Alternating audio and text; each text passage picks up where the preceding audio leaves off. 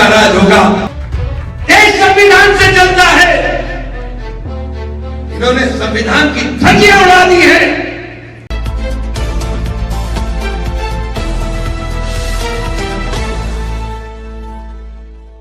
Samajwadi party जो घड़ियाली आंसू बहाने का काम कर रही है, मैं समाजवादी पार्टी में था जब आरक्षण के अंदर आरक्षण की डिमांड हमने कर दी तो नेताजी हमसे नाराज हो गए कि तुम क्या बोलने का काम कर रहे हो। आरक्षण में आरक्षण 27% के अंदर आरक्षण, अति पिछड़ों का आरक्षण अगर हमने मांग लिया, मुसलमानों की अति पिछड़ी जातियों का आरक्षण अगर हमने मांग लिया कि 8.5% आरक्षण आपको अति पिछड़ों को और मुसलमानों को दे दो, तो नेताजी नाराज हो गए। जो 27% का कोटा नेताजी किसको खिला रहे थे अपनी तमाम सरकारों के अंदर सबके सामने, ये आंकड़े गवाह हैं इस बात के। तो पिछड़ों के ऊपर ढोंग करने वाले लोगों से होशियार होने की जरूरत है। और मैंने बार बार, आपने देखा, आपने मेरे बयान भी सुने होंगे, मैंने बार बार जिस दिन से बहुजन समाज पार्टी में आऊं, क्योंकि बहुजन समाज पार्टी में मैं ऐसे ही नहीं आया हूं कि मैं ऐसे ही आ गया। मेरा पूरा जीवन बहुजन समाज पार्टी के खिलाफ राजनीति करते हुए गुजरा है। अपने सगे भाई के खिलाफ मैंने चुनाव के अंदर प्रचार किया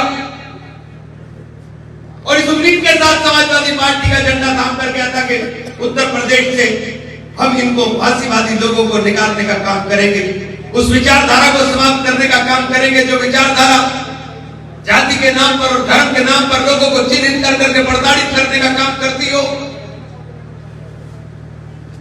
जो विचारधारा समाज के अंदर नफरत के बीज बोने का काम करती हो। लेकिन जब लड़ाई हुई, लड़ाई के अंदर साहब पूरा प्रदेश झूम करके सड़क के ऊपर निकल रहा था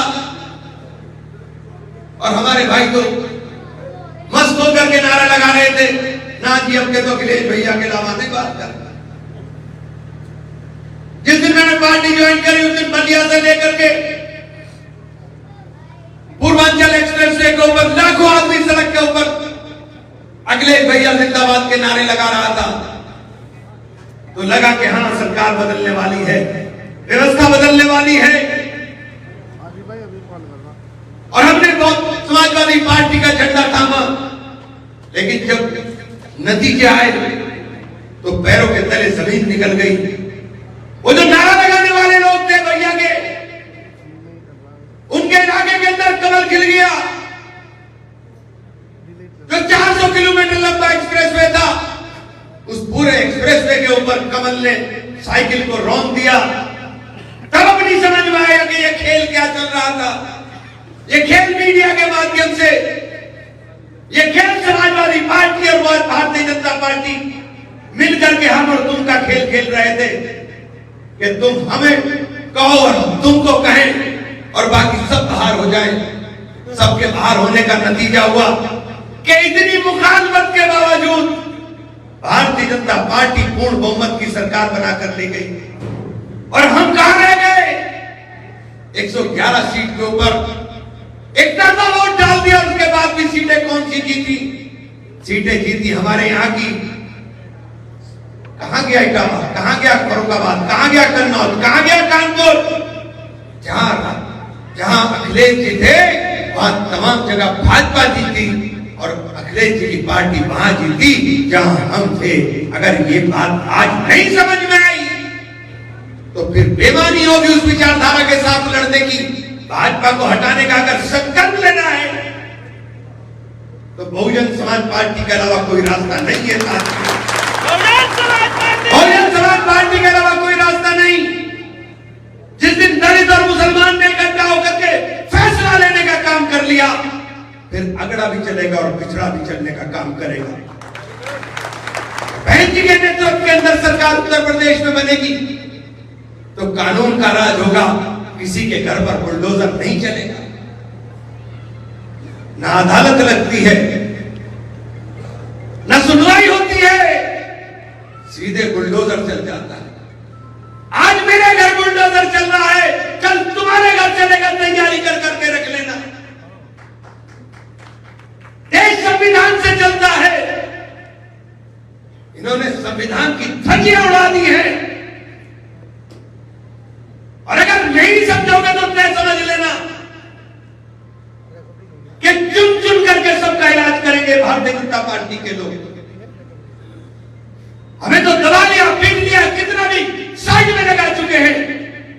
अब ये नंबर तुम्हारा है जब पिछड़ों से शुरुआत हुई है, ये नंबर तुम्हारा है, अगला नंबर आपका है।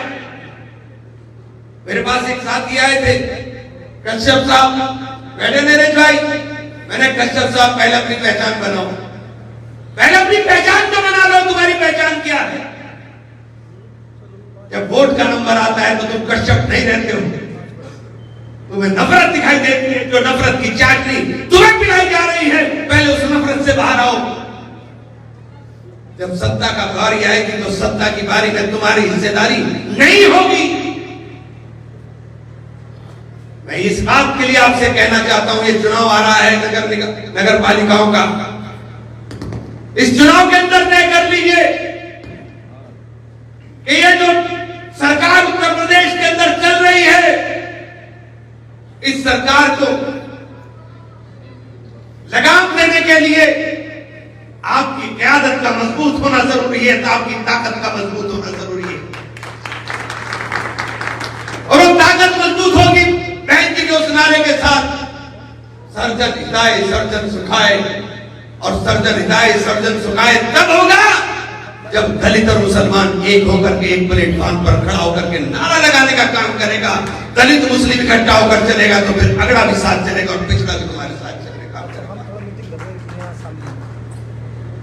इसलिए कहना चाहता हूं कि नीला झंडा हाथी निशान, अब ये सबकी पहचान जब तक नहीं बना पाएंगे, हमें भी निरंतर संघर्ष करना पड़ेगा। क्योंकि राइट साहब को जाना है, अभी नरेश भाई को जाना है, और रास्ते नहीं धुन का हालात में समझता हूँ, धुन लखनऊ बाई रोड जाना है। तो मैं बहुत लंबी बात ना कहकर अपनी बात इस बात के साथ खत्म करूंगा कि मैं तो पड़ोस में हूं, जब बुलाओगे तब आ जाऊंगा।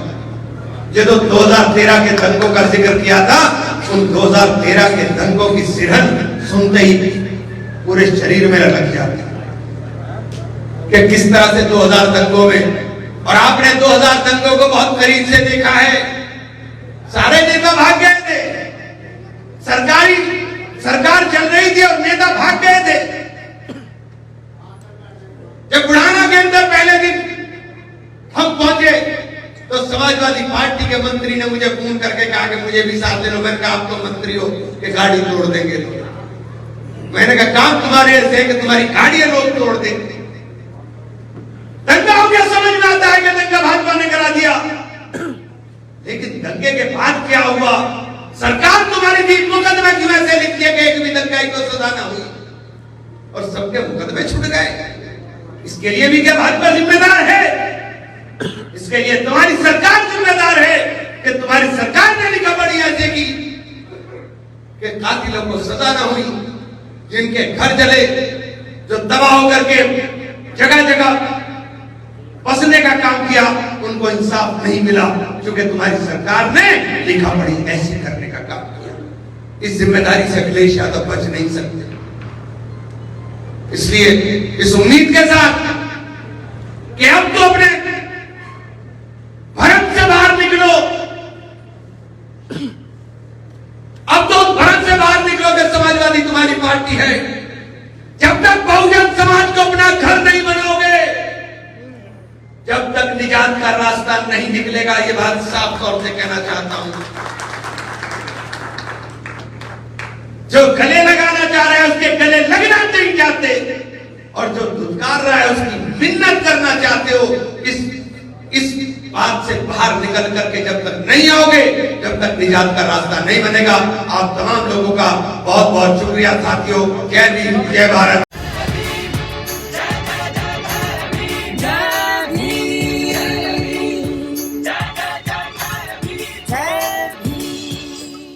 आप सभी के लोकप्रिय बहुजन हलचल न्यूज चैनल को देखें, देश और दुनिया की वे खबरें जो कोई न दिखाए। सभी सत्य खबरों को देखने के लिए वीडियो को लाइक करें और चैनल को सब्सक्राइब करें, घंटी को दबाएं और देखते रहिए बहुजन हलचल।